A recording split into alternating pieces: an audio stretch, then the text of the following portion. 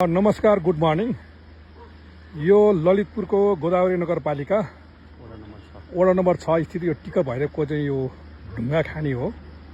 र यसमा चाहिँ यहाँको उद्योगी ढुङ्गा खानी उद्योगीहरूले यो निजी क्षेत्रको चाहिँ ढुङ्गा खानी उत्खनन गरे हो कि र वन जङ्गललाई चाहिँ दोहन गरे हो, यो राज्यले पहिचान गरेर यहाँका वन कार्यालय र सङ्घीय यो वन मन्त्रालय अन्तर्गतको सचिवालय टिमले चाहिँ प्रशासकले चाहिँ यसको अनुसन्धान गर्नु पर्यो, अनुगमन गर्नु पर्यो। यो वन क्षेत्र उत्खनन भएको छ कि या कुनै पनि व्यक्तिको निजीको खानी उत्खनन भएको छ, यसलाई पहिचान गरेर वन क्षेत्रमा उत्खनन भएको छ भने तुरुन्त एक्सन लिएर यो नियन्त्रणमा लिनुपर्छ, संरक्षण गर्नुपर्छ र वन क्षेत्रलाई उद्योग धन्दामा प्रयोग गर्ने क्रसर खानी उद्योगलाई तत्काल अन द स्पोट यो सिल गर्नुपर्ने हुन्छ, कारबाही थाल्नुपर्ने हुन्छ। मैले यो किन गर्यो भने योभन्दा 10 वर्ष अगाडि सायद होला मातृका यादव वन मन्त्री हुँदाखेरि गोदावरीको यो अवैध यो मार्बल खानी बन्द गरेको थियो र स्थानीय तहको एलडिओले पनि उहाँले टोयलेटभित्र 3 जना थुनेको थियो। त मन्त्रीको कुरा नसुन्दा, मन्त्रीको आदेश नसुन्दा वातावरण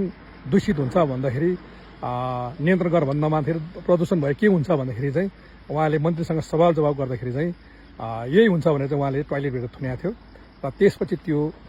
बन्द भयो र वातावरण संरक्षण भयो र अहिले पनि राज्यले चाहेमा त्यो खालको चाहिँ गतिविधि गर्न सकिन्छ हैन। उहाँको उद्योग धन्दा बन्द गर्नुपर्छ भन्ने मेरो मान्यता त होइन। उहाँले वैध रूपमा चाहिँ उद्योग धन्दा सञ्चालन गर्नुभएको छ भने ओपनली छोड्नुपर्ने हुन्छ, तर सार्वजनिक स्थलको र वन क्षेत्रलाई चाहिँ उहाँले दोहन गरेर चाहिँ कुनै पनि व्यक्तिलाई फाइदा हुने, समाजलाई घाटा र व्यक्तिलाई फाइदा हुने खालको छ भने तत्काल रोक्नुपर्छ। यसलाई कडाभन्दा कडा कारबाही गरेर कानुनी कठघरा उभिनुपर्छ भन्ने कुरा हो। यो भिडियो पनि बनाउने उद्देश्य पनि त्यही हो, जसले वैधानिक रूपमा चाहिँ उद्योग धन्दा सञ्चालन गरेका छ होइन, निजी क्षेत्रले गरेका छ त्यसलाई प्राथमिक दिनुपर्छ। जसले अवैध रूपमा यहाँको जनतालाई व्यवस्था गरेर प्रशासन सबै हातमा लिएर चाहिँ यो सार्वजनिक सम्पत्ति र वन क्षेत्रलाई चाहिँ एउटा चाहिँ राज्य यो दोहनको रूपमा प्रयोग हुन्छ भने यसलाई तत्काल चाहिँ बन्द गर्नुपर्छ भने चाहिँ मैले यो भिडियो सन्देश बनाउनको मेन उद्देश्य हो र यो यहाँको ललितपुर वन क्षेत्र र सङ्घीय वन मन्त्रालयसम्म पुग्नको लागि चाहिँ सबैले सक्दो सेयर गरिदिनु होला, म हार्दिक अनुरोध गर्दछु।